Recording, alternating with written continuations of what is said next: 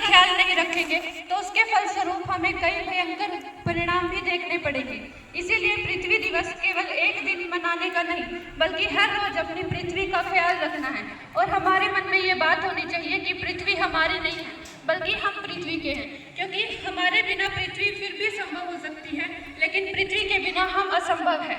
और न केवल पृथ्वी, बल्कि हमारे जो प्राणी है, वन्य जीव है, जैसे कुछ प्रजातियां विलुप्त होती नजर आ रही है, हमें उनका भी ख्याल रखना है, हमें उनके शिकार को रोकना है।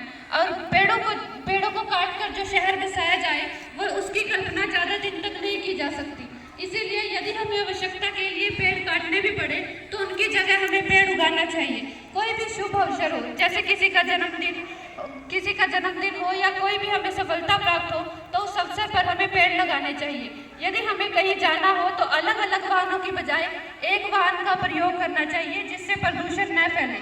क्योंकि अगर पृथ्वी का जीवन संकट में आ गया तो हम सभी का बचना संभव होगा।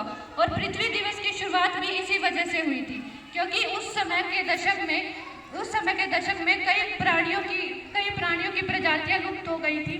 भयंकर वातावरण देखने को मिला था, जिसके तहत अमेरिका ने शुरुआत की पृथ्वी दिवस मनाने की, और इसके बाद भारत ने भी इसकी शुरुआत की। धन्यवाद।